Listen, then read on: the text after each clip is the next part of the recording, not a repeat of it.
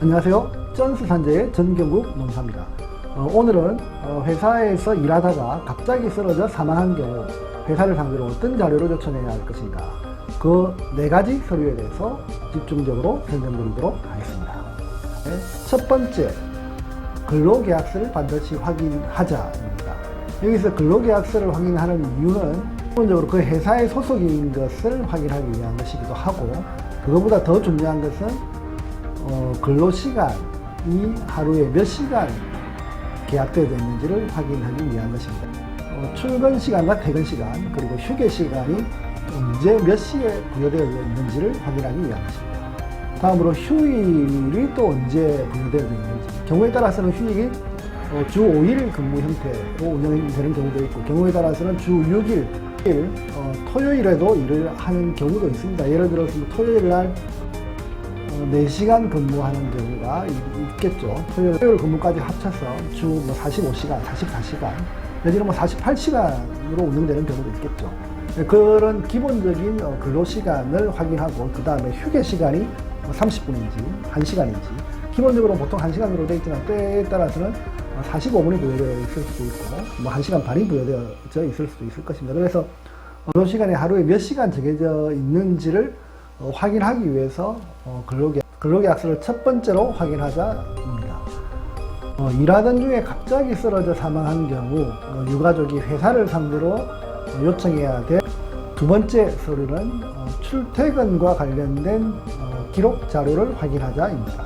앞서 유튜브 영상에서도 제가 설명드린 바와 같이 출근 시간과 퇴근 시간을 확인할 수 있는 자료가 과로사에 있어서는 필수적인 자료입니다.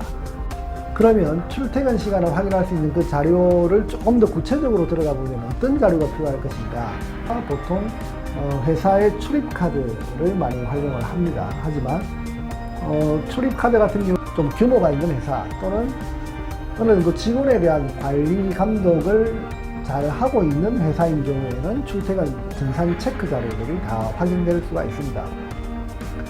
출근하면서 전산을 찍고, 퇴근하면서 전산을 찍고, 때로는 일반적인 생산 공장에서도 출근했을 때 체크하고 퇴근했을 때 체크하면서 출근 시간과 퇴근 시간을 관리 감독 차원에서 관리해 오고 있는 회사들도 있습니다. 하지만 가끔 조사를 하다 보면 그런 여건들이 마련되어 있지 않는 회사도 있습니다. 그런 경우에는 차선책으로 세콤 자료를 확인할 수 있습니다. 세콤 자료 같은 경우에는 보통 회사가 그 도난을 방지하기 위해서 세콤은 대부분 다 가입을 해서 운영을 하고 있습니다. 그렇다 보면 세콤이 해제된 시간은 보통 직원이 들어오면서 세콤을 해제하죠. 그 다음에 다시 세콤을 잠근 시간이 직원이 퇴근하면서 이제 세콤을 잠그게 되죠. 그러면 그 회사가 운영되는 첫 타임은 세콤을 해제한 시간, 마지막 타임은 세콤을 잠근 시간에 해당되기 때문에 그 회사가 일반적으로 운용되는 시간으로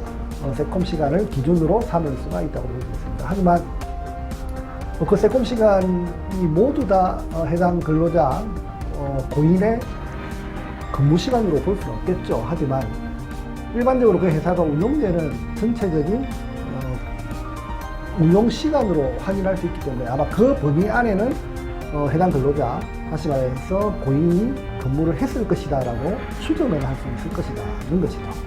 그래서 보통 세콤 자료를 확보합니다. 그 다음으로 확인해야 될 자료는 고인의 컴퓨터 로그온 오프 기록. 컴퓨터 로그온 오프 기록은 보통 인터넷에 컴퓨터 로그온 오프 기록 달치하는 방법을 검색해 보면 다 나옵니다.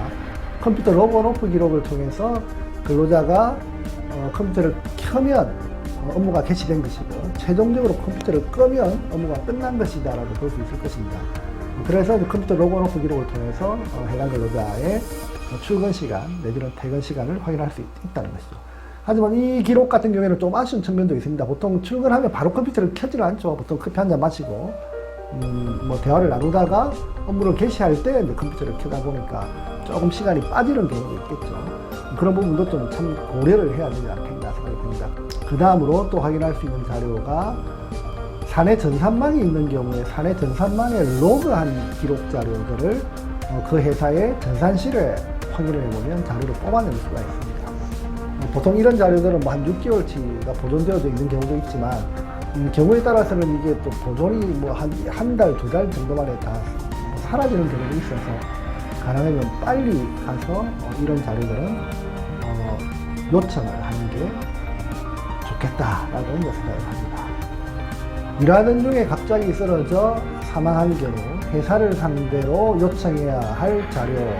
세 번째, 발병 전 또는 사망 전 2개년치 정도의 연월차 사용 내역 자료, 그리고 출장 기록 자료 등을 한번 확인하자입니다. 왜냐하면 여기서 연월차 기록 자료라고 하면 통상 업무에 많이 쫓기다 보면 휴가를 갈 경험도 없습니다. 그리고 쓰러질 무렵에 휴가를 다 연기하고 내지는 휴가를 반납하고 내지는 휴가를 가지 못한 상태에 많이 노출되어 있는 경우가 많습니다. 막상 조사를 하다 보면. 그래서 작년도에는 휴가를 뭐 15개를 거의 다 썼는데 유독 올해 이상하게 휴가를 뭐 3개밖에 못 썼다, 2개밖에 못 썼다, 내지는 휴가를 한 번도 못 썼다라고 보면 이분은 누가 봐도 작년도에 비해서 올해 과중한 업무 과부하에 노출되었다라고 볼 수 있을 것입니다. 그래서 휴가 사용 기록 자료를 한번 확인하면 그분의 그분의 과로에 노출된 정도의 상태를 조금은 주장할 수 있는 자료로 활용할 수 있지 않겠나 그렇게 생각이 듭니다. 일하던 중에 갑자기 쓰러져 사망한 경우 회사를 상대로 요청해야 될 네 번째 자료. 네 번째 자료는 고인의 업무 내용을 최대한 많이 확인하기 위한 자료입니다. 그러면 어떻게 고인의 업무 내용과 관련된 자료를 확보할 것인가? 고인의 업무 내용과 관련된 자료를 확보할 것인가? 방법은 간단합니다. 고인과 같이 일했던 동료 근로자의 진술을 확보하는 것입니다. 동료 근로자와의 진술은 그러면 어떻게 확보를 할 것인가? 고인과 가장 친했던 직원, 내지는 고인의 직속 상사, 내지는 고인의 직장 동료, 내지는 직속 부하에 해당되는 직원과 면담을 한번 할 수 있도록 자리를 만들어 달라라고 회사에 요청을 하는 것입니다. 그러면 이런 경우에 회사가 잘 응해주느냐? 경우에 따라서 회사가 전혀 협조가 안 되는 경우도 있고 때로는 적극적으로 협조가 되는 경우도 있습니다. 그러면 어떻게 하면 적극적인 협조가 되도록 만들어낼 것인가? 이것이 어떻게 보면 가장 중요한 사항 중에 하나인데 저 같은 경우에 그동안 사망사건을 조사하면서 일관되게 유지해왔던 방법은 딱 하나입니다. 산재 사건의 결론이 나기 전까지 결코 회사를 자극하지 말자.